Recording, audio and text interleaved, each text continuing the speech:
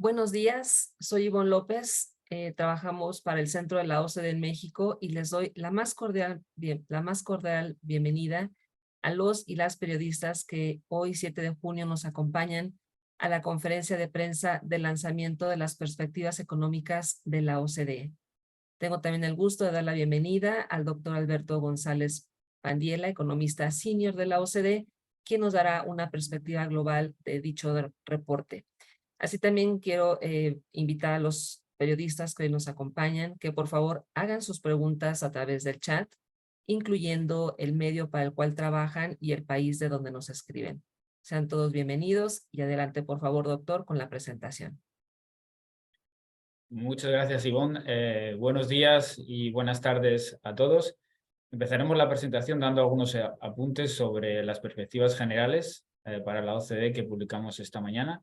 Si vamos a la siguiente slide, como puede verse en este gráfico, preveemos que el crecimiento mundial se modere en el 2023 hasta el 2,7% y que aumente ligeramente en el 2024.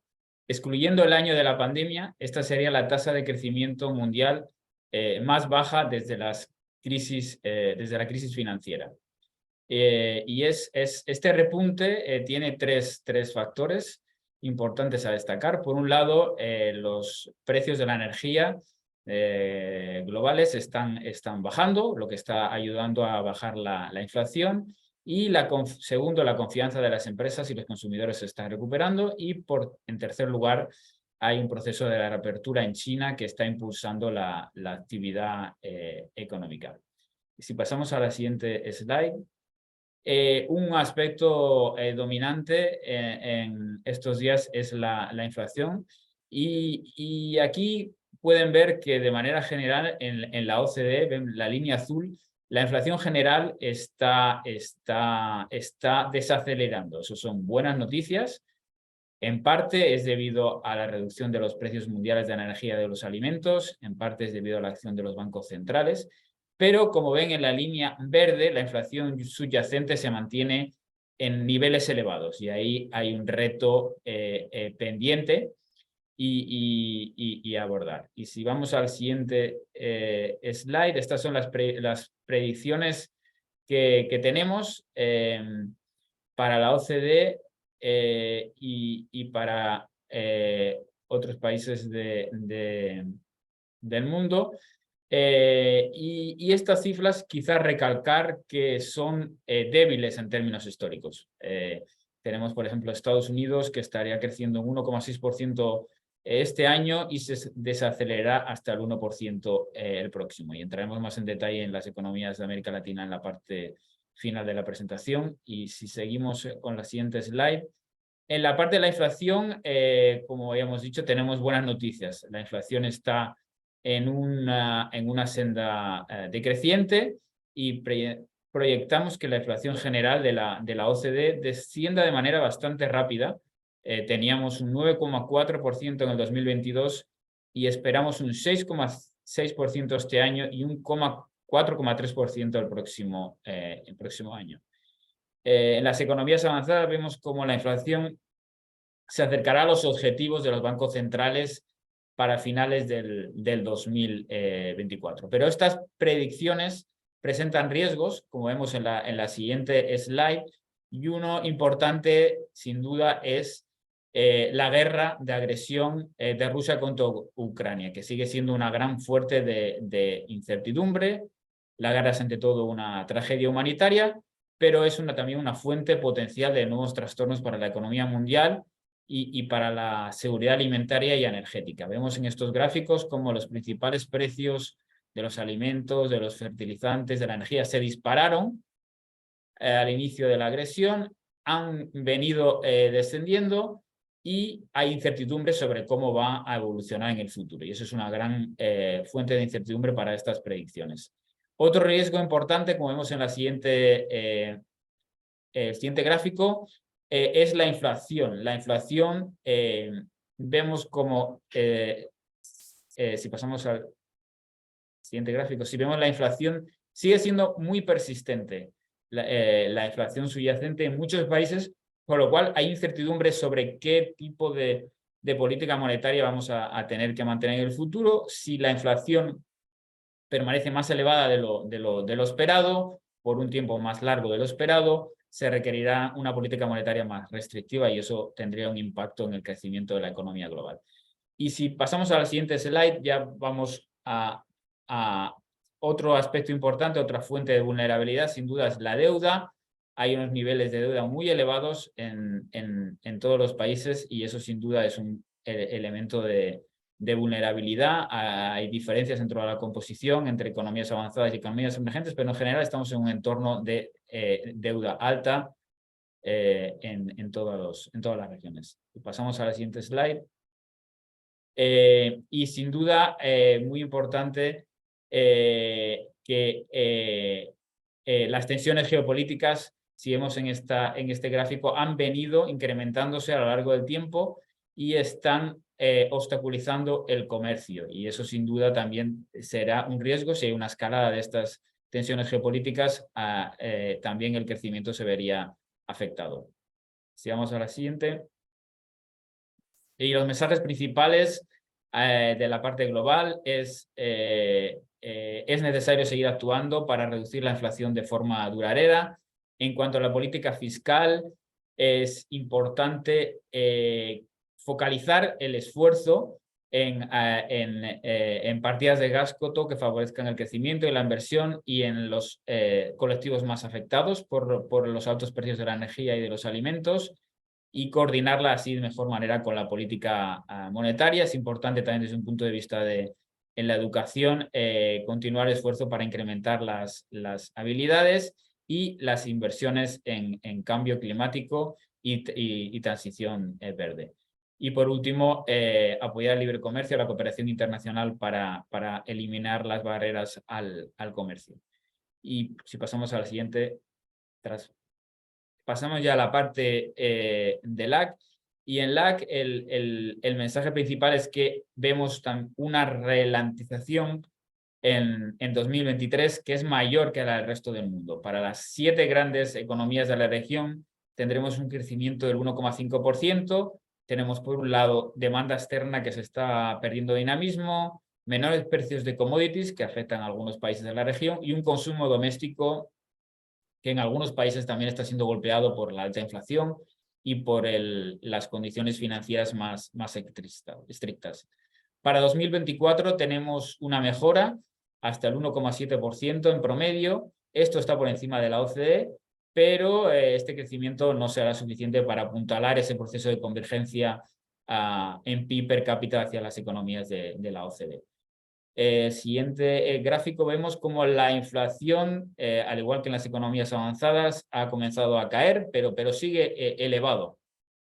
Sigue elevado. Y vemos en el gráfico de la izquierda que ha comenzado a ceder, pero es particularmente persistente la inflación subyacente en la media de las economías.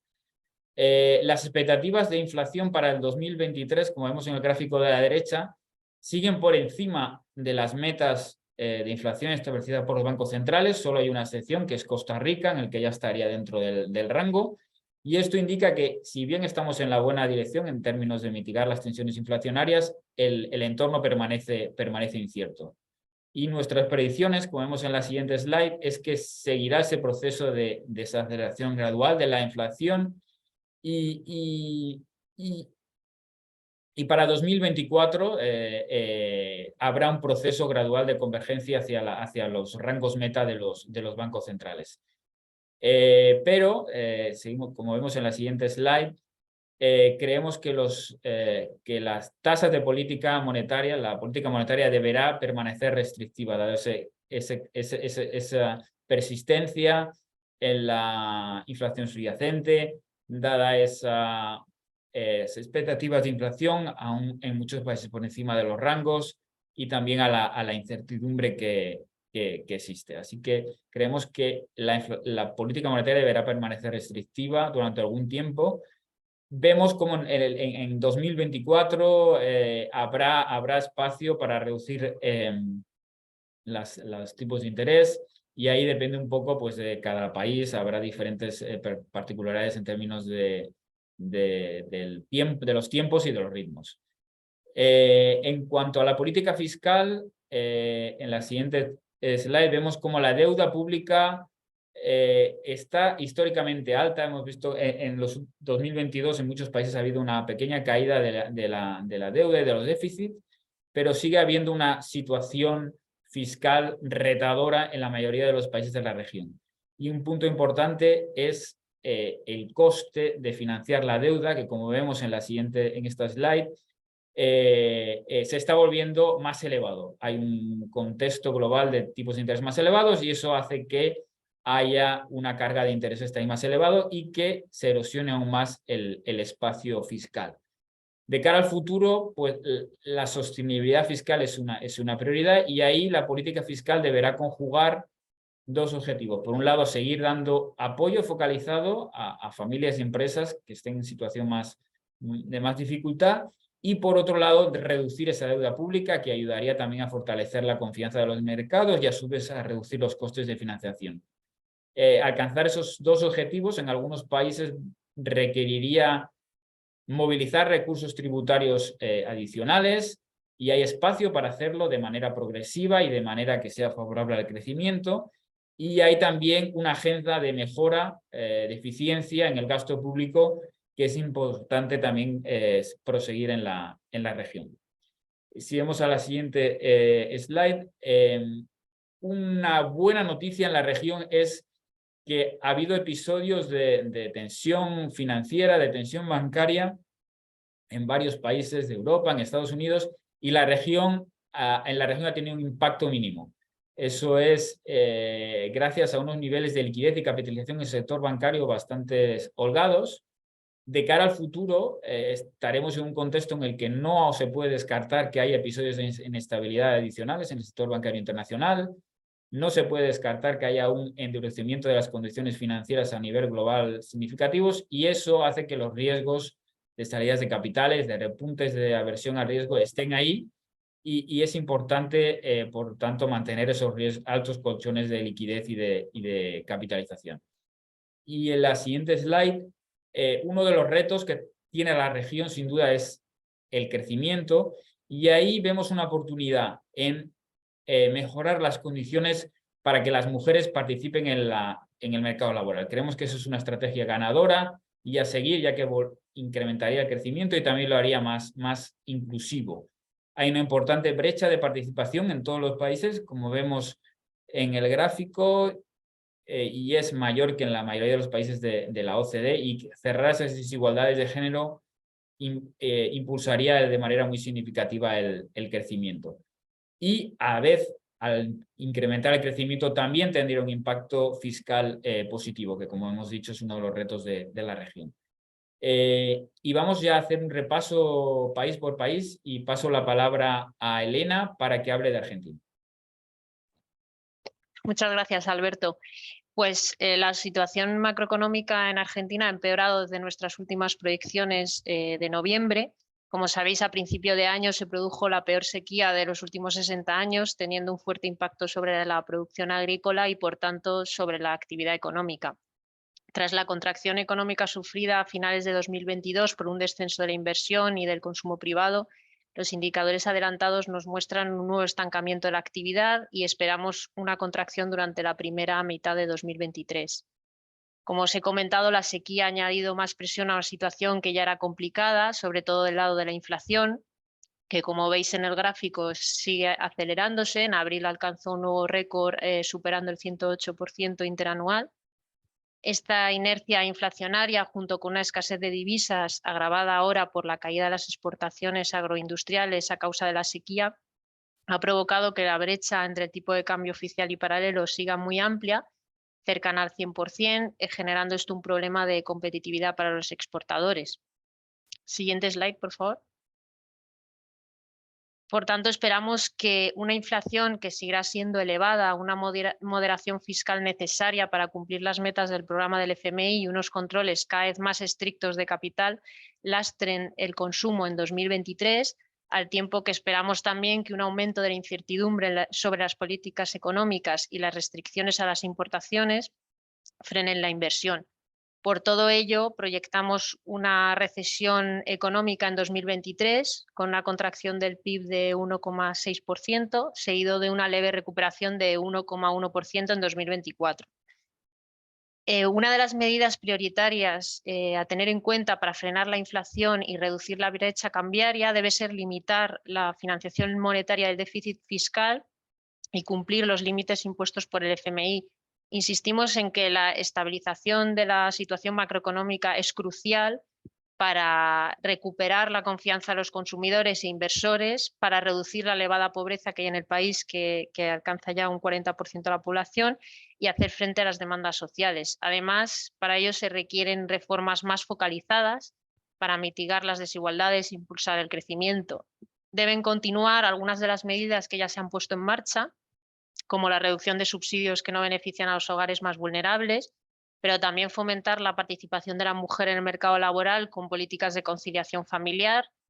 También a través de un mejor acceso a la educación de la primera infancia, impulsaría la productividad y mejoraría la equidad. Y con esto os dejo la palabra a Jens, que nos hablará de Brasil, perdón. Muchas gracias. Muchas gracias, Elena. Para hablar sobre Brasil, voy a cambiar ahora al portugués para aquellos que nos acompañan desde Brasil, pero obviamente podemos después tomar preguntas sobre Brasil tanto en portugués como en espanhol. Então, no Brasil, achamos que é importante fazer uma diferença entre o curto e o mediano prazo. No curto prazo, observamos que este ano o crescimento vem impulsionado por um forte crescimento que a gente viu no primeiro trimestre, publicado na semana passada. Neste primeiro trimestre foi sobretudo a produção agrícola que levou a um resultado surpreendentemente forte, mas essa expansão é resultado das condições climáticas que têm sido muito favoráveis e não necessariamente vai continuar assim. Próximo slide, por favor. Então, no médio prazo, vemos abrandamento do crescimento no que fica do ano 2023 e também no ano que vem. A economia brasileira está voltando a níveis mais moderados de crescimento depois da forte recuperação pós-pandemia. Alguns fatores que apoiam essas previsões são um cenário externo menos favorável e umas condições financeiras bastante mais apertadas. Para este ano, prevemos um crescimento do PIB de 1,7%, seguido por uma expansão de 1,2% no ano 2022. A inflação caiu com a queda dos preços de energia, mas o núcleo da inflação ainda mostra pressões inflacionárias persistentes e o mercado de trabalho segue bastante aquecido. Ante esse cenário, vemos espaço para a taxa Selic descer a finais deste ano, mas provavelmente não muito antes. A situação fiscal do Brasil segue complexa e será importante dar previsibilidade à política fiscal. O novo arcabouço fiscal mostra a preocupação das autoridades com a sustentabilidade fiscal e isso é muito positivo. Também será importante garantir algum espaço para o investimento público, que tem sido vítima de ajustes fiscais no passado, num contexto de um orçamento muito rígido. Então, em termos de reformas estruturais que, em esse cenário macroeconômico complexo, ficam mais importantes do que nunca, queria ressaltar que nós esperamos que a reforma tributária possa ser adotada ainda este ano, já que isso poderia reduzir os custos de cumprimento das empresas e aumentar a produtividade. O aumento do nível do benefício do programa Bolsa Família é uma medida bem direcionada para os mais necessitados e ajudará a reduzir a pobreza e a desigualdade. E, finalmente, acabar com o desmatamento ilegal e aproveitar o forte potencial do Brasil na geração de energia elétrica limpa podem também ajudar para tornar o crescimento mais sustentável. E com isso passo a palavra a Adolfo Rodríguez Vargas, que nos hablará de Chile. Muchas gracias, Jens. En el caso de Chile, continúa el proceso de ajuste en la economía tras el retiro de las medidas de apoyo ante la pandemia por COVID-19. Debemos recordar de dónde viene la economía chilena. En este caso, estas medidas redujeron el impacto de la pandemia en el bienestar de los chilenos, pero también generaron un boom de consumo que permitió una rápida recuperación, pero también generó un sobrecalentamiento de la economía. Eso generó presiones inflacionarias que fueron amplificadas por el gran incremento de los precios de la energía y los alimentos durante 2022, y eso requirió un ajuste en la política monetaria para controlar la inflación. Entonces, las tasas de interés más altas resultantes de este proceso de ajuste y el retiro de las medidas de apoyo por la pandemia están reduciendo el consumo de los hogares y lo continuarán afectando durante 2023. Además, las tasas de interés más altas y además la incertidumbre también ralentizarían la inversión privada durante 2023. Por otra parte, las perspectivas de crecimiento para el mundo y los socios comerciales de Chile son bastante moderadas, pero por otra parte, la reapertura de China debería aumentar la demanda de insumos para la industria tecnológica, entre los que se incluyen minerales exportados por Chile. Siguiente, por favor. Estos son los principales factores que nos llevan a proyectar una leve contracción de 0,1% en la producción en 2023 y un repunte hacia 1,9% en 2024. Esperamos que la inflación continúe descendiendo y que, si bien seguirá relativamente alta durante 2023, alrededor de un 8,1% en promedio, se mueva hacia el rango de tolerancia del Banco Central en 2024. En el ámbito fiscal, para 2023 y 2024 se proyecta déficit moderados de 2% del PIB y de 2,1% del PIB respectivamente, que no comprometerían la sostenibilidad de la deuda.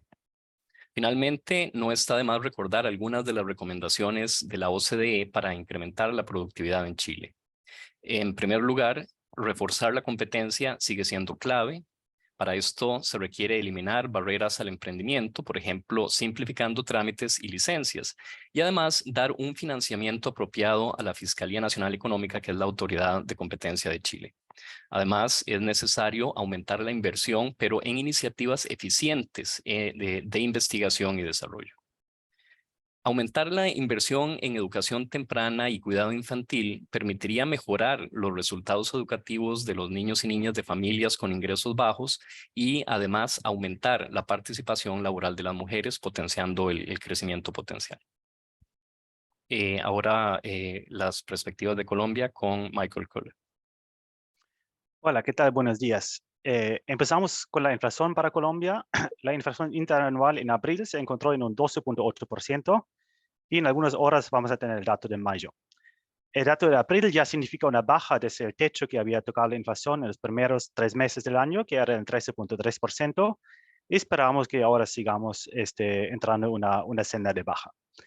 El Banco Central ha tomado sus medidas y ha elevado la tasa de interés, como pueden ver en ese gráfico, bastante, y ha sido a niveles históricos que no se han visto en Colombia en casi 25 años.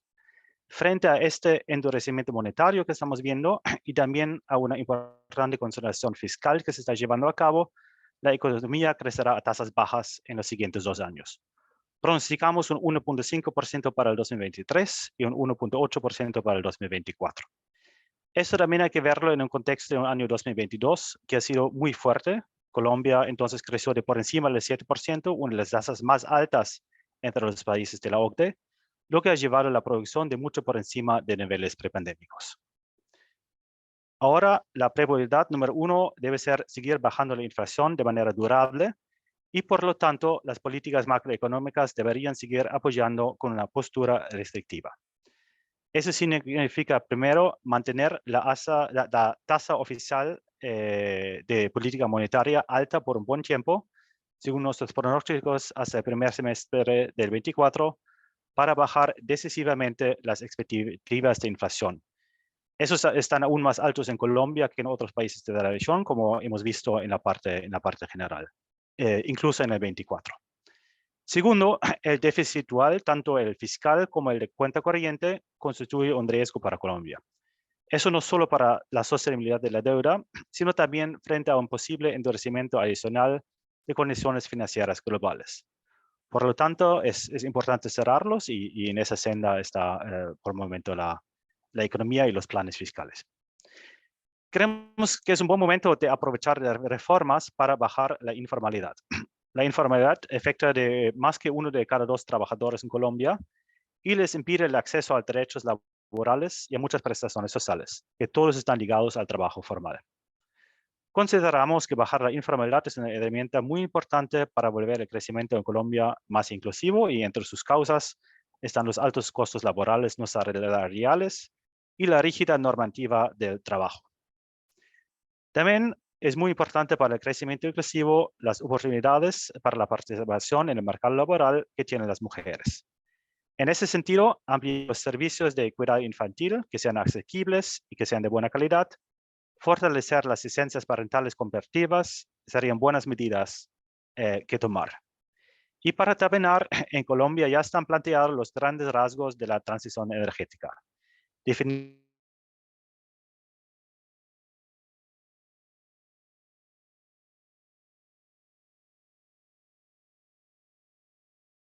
Y de esa forma que se impulse el crecimiento de la economía.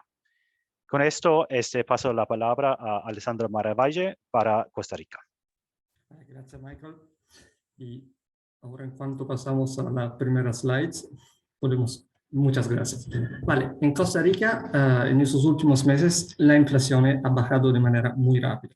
De hecho, la inflación general ya se encuentra por debajo de la meta del 3%.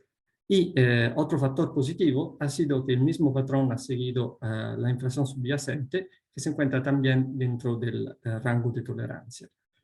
Esa situación favorable, también fruto de una política monetaria restrictiva que ha reaccionado de manera fuerte y rápida el año pasado, ha permitido ya al Banco Central de recortar el tipo de interés. Y nosotros prevemos que ese camino se seguirá en los próximos trimestres, los que va a ayudar también la inversión en el país y al mismo tiempo el consumo privado, y así de manera indirecta el empleo, que en ese momento se encuentra bastante estancado. Próxima slide, por favor. Así que, en general, nuestras previsiones por el crecimiento del Producto Interno Bruto en Costa Rica son alrededor del 2,8% en 2023 y serán del 3% en 2024. Desde el punto de vista de la política fiscal, Costa Rica está teniendo un buen desempeño, pero la situación es muy compleja y sí que tiene que seguir aplicando la regla fiscal que ha permitido obtener buen desempeño y al mismo tiempo podría seguir haciendo, por ejemplo, otras intervenciones que ayudarían a la sostenibilidad de la deuda, por ejemplo, una implementación más rápida de la ley marco de empleo público que ya ha sido aprobado, pero cuya implementación se está retrasando y lo que permitiría muy importantes ahorros en términos de gastos públicos. Pero Costa Rica puede también seguir en su programa de reformas estructurales para tener un medio y largo plazo un crecimiento que sea más sólidos, inclusivos y fortalezca también el empleo. Entre las diferentes intervenciones podemos ver el sector de educación, por ejemplo, a través de ayudas a los estudiantes con rezagos educativos y también a través del fortalecimiento de la red de cuidado, que permitiría a más mujeres de incorporarse en el mercado laboral. Al mismo tiempo, podemos ver reformas que ayudarían, por ejemplo, reduciendo el coste de creación de las empresas, lo que permitiría al mismo tiempo una creación de más empleo formal. Seguir también con reformas que fortalezcan la competencia, sobre todo en sectores claves de la economía y en sectores que están relacionados, por ejemplo, con productos en la canasta básica.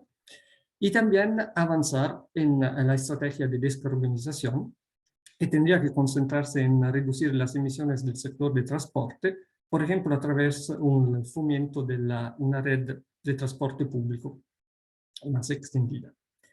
Y con eso paso la palabra a Paula para que hable de Perú. México. Muchas gracias, Alessandro. En México, el mercado laboral está mostrando una gran y gradual mejora. El desempleo está a niveles bajos, en torno al 2,7%. Hay otros indicadores que también están mejorando y eso incluye la participación laboral de la mujer, que como vemos en el gráfico está en tendencia creciente y se ha recuperado el nivel que había antes de la pandemia. Pero como también vemos en el gráfico, la participación laboral de la mujer está muy por debajo de los países de la OCDE. México es el segundo país con la participación laboral más baja de toda la OCDE. Y facilitar que más mujeres accedan al mercado laboral y aprovechar todo su talento podría permitir también darle un impulso a la productividad y ayudaría también a responder a la creciente demanda de trabajadores cualificados que esperamos en México debido al nearshoring. En cuanto a la coyuntura, si vamos al siguiente slide, la economía mexicana se está mostrando muy resiliente en un entorno de alta inflación, tipos de interés altos y alta incertidumbre global. El consumo está siendo el factor clave, sustentado por el buen comportamiento del mercado laboral y de cara al futuro seguirá siendo el factor clave de crecimiento. La economía creció un 1% en el primer trimestre de este año, que está por encima de lo que esperábamos, y por eso hemos revisado al alza el crecimiento para México en el 2023. Ahora esperamos un crecimiento del 2,6% y un crecimiento menor, 2,1% el próximo año, debido a la ralentización gradual que esperamos de la economía estadounidense, sobre todo en la segunda mitad de este año. Otra buena noticia para México es la inflación, ha empezado a declinar y ahí vemos, como habíamos dicho antes, un entorno inflacionario aún incierto y una necesidad de mantener la política monetaria aún restrictiva por algún tiempo antes de comenzar a relajarse. Y un reto pendiente para México, un reto clave, es fortalecer el crecimiento. Ahí hay un viento de cola favorable, que es el nearshoring, el reacomodamiento de las cadenas de valor. Y de cara a esos posibles efectos del nearshoring, vemos 3 reformas claves que serían interesantes para México. Primero, seguir impulsando la inversión en infraestructura y acompañar esto también de un mayor impulso a la educación. Ampliar las bases tributarias y un mejor aprovechamiento de algunos impuestos como el predial permitirían acometer estas inversiones y manteniendo a la vez el compromiso que México tiene con la prudencia fiscal. Segunda reforma importante sería agilizar regulaciones y reducir costos para crear empresas. Eso fomentaría la formalidad, apoyaría a las pymes para que se puedan también beneficiar de los efectos positivos del nearshoring. Las regulaciones a nivel federal han venido mejorando de manera significativa, pero hay espacio a nivel estatal y a nivel municipal. En cuanto a la informalidad, hay valiosas iniciativas en marcha. En particular, nos parece que el establecimiento de mecanismos de resolución de conflictos laborales puede tener un impacto muy positivo para favorecer el empleo formal. Y la tercera reforma, relativa a facilitar que más mujeres puedan acceder al mercado laboral, fortalecer la red de cuidado y de educación temprana para que las mujeres tengan mejores condiciones para acceder al mercado laboral. Y paso la palabra a Paula Garda para hablar de Perú. Muchas gracias, Alberto. En Perú el crecimiento se había comenzado a desacelerar ya en 2022, pero en el primer trimestre del año se vio una caída grande debido a conflictos sociales y un ciclón durante el mes de marzo. Los sectores más afectados han sido el turismo, la agricultura, la construcción. Minería también fue muy afectado durante los primeros meses de las protestas sociales, pero ya se está viendo una clara recuperación en este sector. Otros indicadores adelantados también están mostrando que la economía está retomando la senda de crecimiento y además se espera que el plan del gobierno Compunche Perú, que quiere dinamizar la inversión pública, sobre todo en infraestructura, las asociaciones público-privadas y apoyar los hogares vulnerables, tengan un efecto positivo sobre la demanda doméstica durante este y el próximo año. Adicionalmente, se espera que el turismo, así como la minería, continúen su recuperación y tengan una incidencia positiva en las exportaciones. Es así que este año estamos previendo que la economía crezca un 1,7%, acelerándose gradualmente para el año que viene crecer 2,9% en el 2024. Cabe resaltar que este 2,9% es todavía un crecimiento débil para la economía peruana, que no logra los niveles suficientes para disminuir claramente la pobreza y disminuir las desigualdades. Existen varios riesgos alrededor de estos pronósticos. Los globales, por supuesto, los comentó Alberto hace un rato, pero en términos de la economía doméstica son las renovadas tensiones sociales que podría llegar a haber, y por otro lado las condiciones climáticas asociadas al fenómeno El Niño, que podrían tener un impacto negativo sobre el crecimiento. En cuanto a las reformas y políticas macro para Perú, tenemos que decir que la inflación ha comenzado a desacelerarse, tanto la inflación general como la subyacente, y esperamos que este proceso continúe gradualmente para alcanzar el objetivo del Banco Central a principios de 2024. El Banco Central de Perú ha pausado su ciclo de aumento de tasas desde febrero, donde seguramente se mantenga ahí hasta fines de 2023, cuando existe la posibilidad de que si las tendencias de la bajada de inflación continúan, se pueda comenzar a bajar el tipo de interés. En términos de política fiscal, se deberá continuar con la consolidación fiscal planeada y cumpliendo con las reglas fiscales, pero va a ser necesario incrementar la eficiencia del gasto público y una reforma tributaria para incrementar los ingresos tributarios, para generar espacio fiscal y poder cerrar las grandes brechas que existen en términos de gasto social, de bienes públicos y de infraestructura.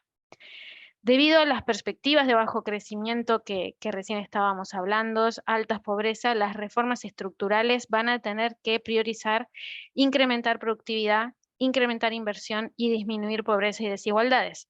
Estas deberán enfocarse en mejorar el ambiente de negocios, la capacidad del Estado para implementar reformas y políticas y bajar la muy elevada informalidad. Asimismo, se necesita incrementar el acceso a la educación de calidad para todas las niñas y niños en Perú, que no solo tendría efectos positivos sobre la movilidad intergeneracional, sino también para que las mujeres tengan mejor acceso a empleos de calidad. Con esto me gustaría dejar la palabra a Ivonne, quien dará lugar a las preguntas para los periodistas. Ivonne. Claro que sí, muchísimas gracias. Pues gracias a las personas que nos han hecho llegar sus preguntas. Si les parece bien, voy a darles la palabra conforme fueron presentando, ¿no? En general, por región y después por los países. Tenemos aquí para Alberto, tenemos la siguiente pregunta. Y nos dice, en la región, aquí dice, de Dayana Sánchez, del diario financiero Sudamericano. ¿Cuánto crecería América Latina en su conjunto en el 2023 y 2024? Lo mismo para la inflación general e inversión en la región. ¿Y cuáles creen que serán los desafíos que comparten las diferentes economías de la región? ¿Y cuál de las siete economías enfrentaría un escenario más retador? No sé si quieras que las vuelva a leer porque parece una, pero son más. Está bien, gracias, Iván. Okay. Sí, en el Outlook hacemos predicciones para 7 países de América Latina. Entonces, en esos 7 países de América Latina que cubrimos, esperamos un crecimiento del 1,5% este año y 1,7% el próximo año. Y en cuanto a la inflación, para este año sería 6,8% y 4,4%. Los retos de las economías latinoamericanas, pues hay diferencias entre los países, pero un reto común a todas es fortalecer el crecimiento para mejorar los estándares de vida de sus habitantes y también para lograr una mayor convergencia hacia los estándares de la OCDE. En cuanto a riesgos, vemos 2 riesgos fundamentales. Uno es la inflación. La inflación, creemos, hay riesgo de que esté más alta de lo esperado y eso requeriría condiciones financieras más estrictas, tanto en la región como en la economía global. Y el segundo riesgo también viene por parte de la demanda externa. Ahí depende un poco de la composición del comercio exterior, pero por ejemplo para México el riesgo de que Estados Unidos se ralentice más allá de lo esperado es un riesgo importante. para otras economías es importante que esté sucediendo en China, si hay una recuperación más vigorosa o si se debilita. Esos son riesgos fundamentales para la región. Gracias. Muy bien, muchas gracias. Para Elena, ¿cree que todo el conjunto de restricciones a la compra de dólares a las importaciones junto con los incentivos cambiarios podrían evitar una mayor caída de las reservas y mitigar el riesgo de devaluación de la moneda? Gracias, Ivonne. Es verdad que vemos que el gobierno está tomando este conjunto de medidas extraordinarias para tratar de controlar la evolución de la brecha cambiaria que ha conllevado a la aceleración de la inflación, pero la falta de reservas internacionales es verdad que está siendo complicado y que es realmente un reto. Si bien es cierto que los acuerdos de los tipos de cambio, de tipo de cambio preferencial introducidos por el gobierno recientemente en varias ediciones para los exportadores agrícolas han conseguido acumular reservas, estas medidas proporcionan realmente un alivio temporal y postergarían el riesgo. Por tanto, creemos que también son necesarias medidas de más medio-largo plazo para volver a generar la confianza y evitar una mayor volatilidad en el mercado cambiario. Gracias. Igualmente, gracias, Elena. Tenemos una pregunta para Jens. Usted mencionó la reforma tributaria en Brasil. ¿Qué otras reformas serían importantes para Brasil? Ok, bueno, gracias por la pregunta. Ahí tenemos obviamente una larga lista de recomendaciones y de análisis que presentamos en nuestros informes económicos sobre los países individuales y estamos siguiendo a Brasil desde hace muchos años ya en este aspecto, pero tal vez acá me concentraría en la cuestión fiscal y el nexo entre fiscal y infraestructura. Creo que Brasil tiene bastante espacio para reevaluar la calidad de su gasto público y tratar de identificar los gastos que son más prioritarios y los que son menos prioritarios, para así crear un poco de espacio fiscal para aumentar la inversión en infraestructura. Porque una cosa que hemos visto en Brasil a lo largo de los varios últimos años es que la situación fiscal siempre ha sido relativamente compleja y siempre ha habido de mayor o menor medida una necesidad para un ajuste fiscal y en general el peso de este ajuste fiscal ha caído en la inversión pública y sobre todo en la inversión en infraestructura. Y Brasil tiene un déficit importante en términos de inversión en infraestructura y sería muy importante crear más espacio fiscal para que la inversión pública y con eso también la inversión privada en infraestructura pueda aumentar en Brasil. Gracias. Muy bien. Para Chile, Adolfo. Paula Santibáñez, de Valor Futuro, nos pregunta, ¿qué espera la OCDE de la insistencia en la reforma tributaria de Chile? ¿Qué elementos deberían mantenerse o cuáles agregarse con respecto al crecimiento? ¿Es una buena noticia la mejora de en las proyecciones? Gracias, Ivonne, y gracias, Paula. En primer lugar, con respecto a temas tributarios, debemos decir que en primer lugar, cualquier decisión sobre modificaciones al sistema tributario vigente, por supuesto, pertenece a los chilenos. Lo que la OCDE ha señalado más recientemente en su estudio económico de Chile del 2022 son tres cosas, a grosso modo. En primer lugar, que los ingresos tributarios de Chile son comparativamente bajos con respecto al promedio de sus pares de América Latina y también con respecto al promedio de la OCDE. Además que este sistema tributario podría ser más progresivo. Por ejemplo, solo el 20% de los chilenos pagan impuestos sobre la renta. Y tercero, que estos ingresos resultan insuficientes para hacer frente a las crecientes demandas sociales al tiempo que se atiendan inversiones públicas en infraestructura, en educación y en salud. Con respecto al crecimiento, creo que lo que debe enfocarse como un proceso de ajuste hacia niveles normales.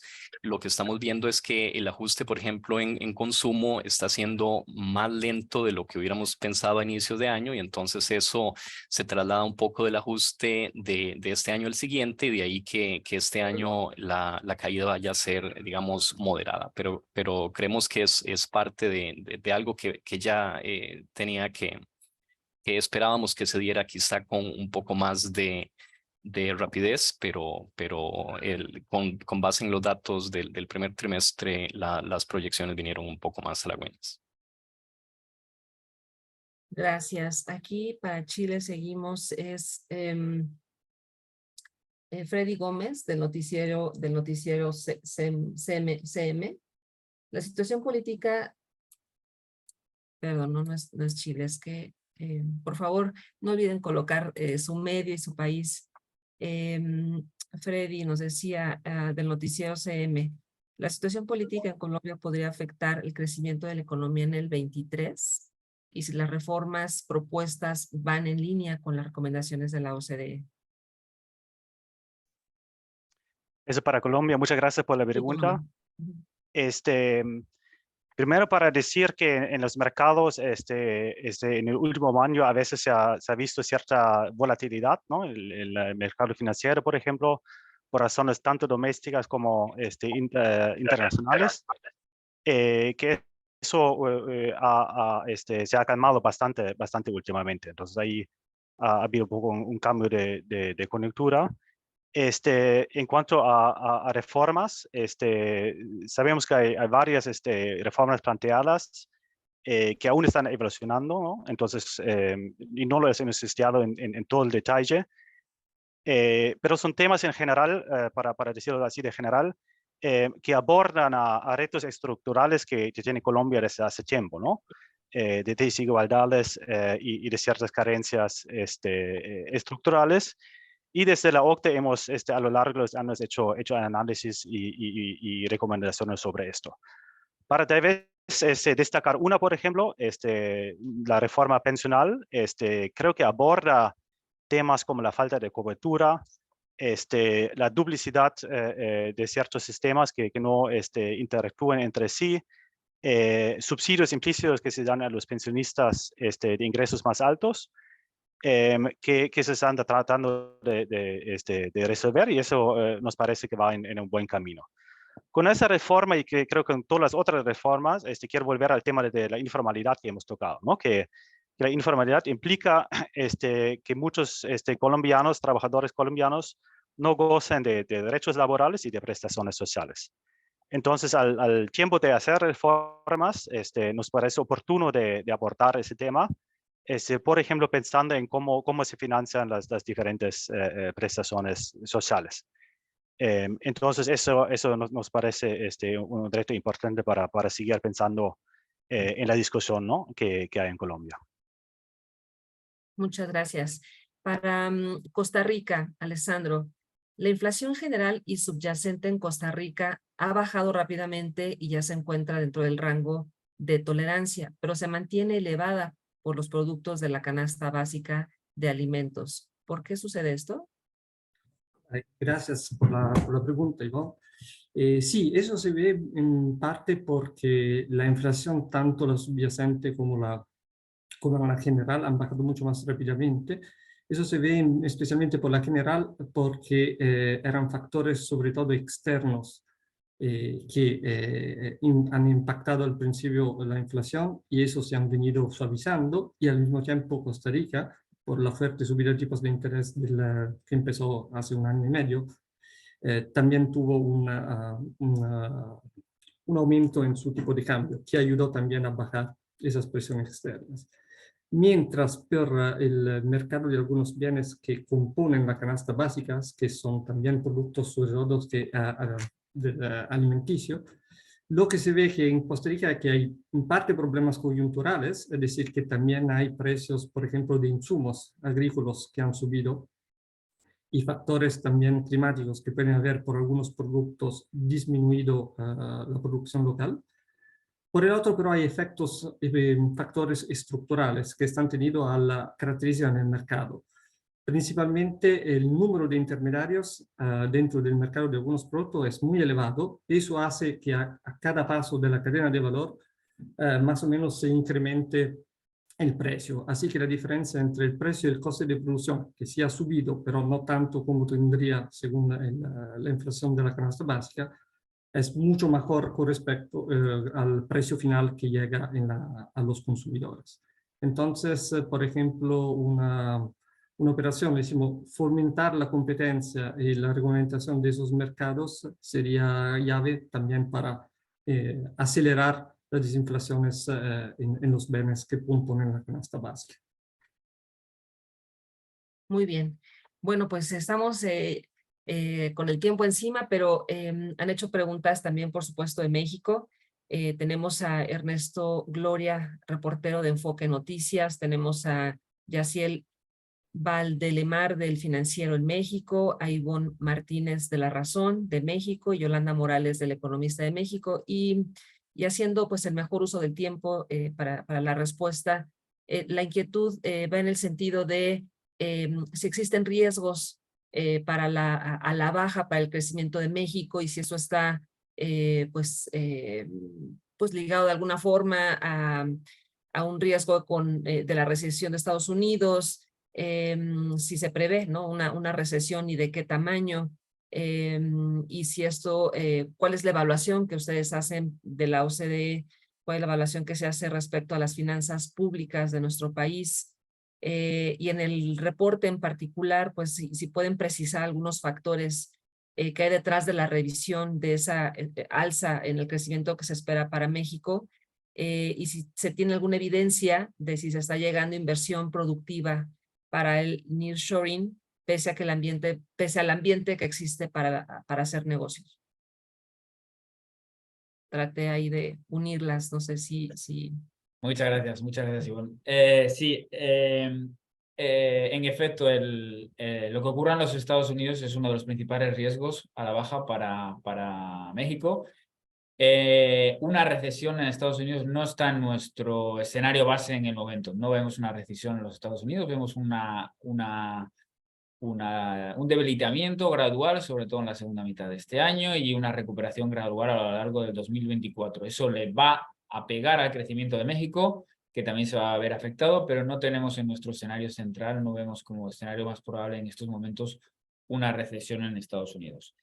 En cuanto a la visión sobre las finanzas públicas de México, creemos que en estos momentos es una de sus grandes fortalezas. Ha mantenido una prudencia fiscal a lo largo del tiempo, y eso es una de los pilares de esa estabilidad macroeconómica que México hoy en día goza.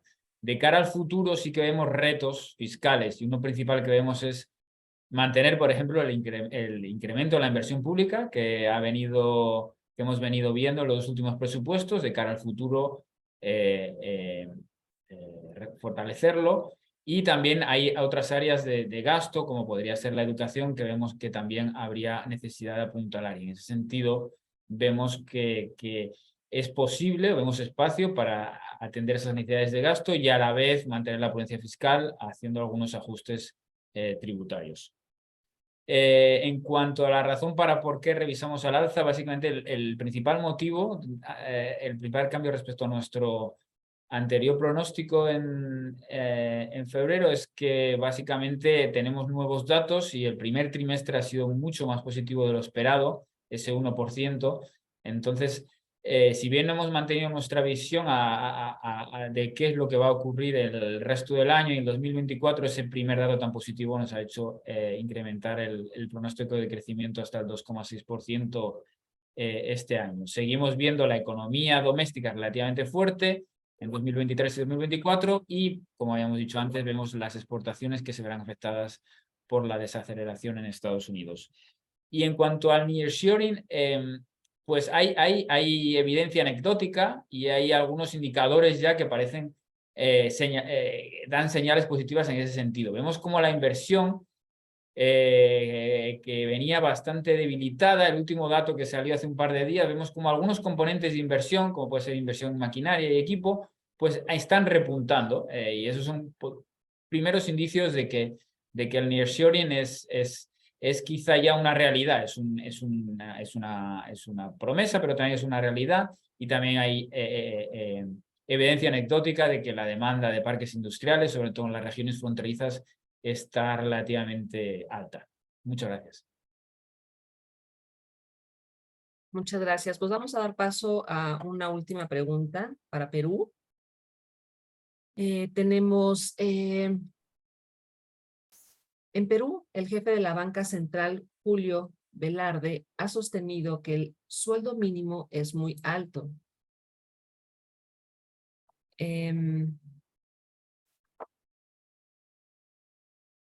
Es muy alto. En comparación con otros países de la región y con un radio mayor a países como Chile y México, donde superan apenas el 40%, incluso a nivel de OCDE, sin embargo, una inflación creciente en ese país no debería anticipar el debate en cuanto a un eventual incremento. Muchas gracias, Ivonne. Gracias por esta pregunta. Efectivamente, si uno mira el salario mínimo relativo a lo que es la distribución del ingreso, es decir, como bien comentaba, el sueldo promedio o sueldo mediano, es relativamente alto comparándolo también con otros países OCDE y de América Latina. Pero lo que creo que es importante es que si bien uno para los incrementos del salario mínimo debe tener en cuenta la situación del mercado laboral, la evolución de la productividad, la evolución de la inflación, también hay que tener en cuenta el impacto que esto pueda tener en el empleo y en la informalidad. Tenemos que tener en cuenta que en Perú el 80% de la fuerza de trabajo es informal, lo que claramente la deja fuera de las regulaciones de salarios mínimos. Por lo tanto, al hacer incrementos del salario mínimo se debe tener con mucho cuidado estos impactos a la informalidad y al empleo que deben ser monitoreados muy de cerca. Simplemente eso, o sea, lo que dice el jefe de la banca es cierto, pero el mensaje es mayormente los impactos que pueda tener sobre los otros grupos de la población a los cuales el salario mínimo no les recae. Eso. Ok, muy bien, pues muchísimas gracias. Bueno, pues tenemos que concluir con esa conferencia de prensa, no sin antes agradecerles a todos los participantes que nos hicieron llegar sus inquietudes, sus preguntas. Muchas gracias. Lamentablemente por el tema del tiempo, pues no se pueden responder todas. Esperamos haya sido pues muy útil, muy nutritiva esta conversación. Antes de despedirnos, recordarles que los esperamos el 9 de junio a las 9 de la mañana, tiempo de México, para un panel de discusión que lleva por nombre Reforzar el crecimiento en América Latina. ¿Qué papel para la participación laboral femenina? También será vía, virtual. Así que los esperamos 9 de la mañana, tiempo de México y San José, 10 de la mañana Bogotá, 11 de la mañana Santiago de Chile, 12 del día para Brasilia y Buenos Aires. Y bueno, nuestros colegas a las 5 de la tarde desde París.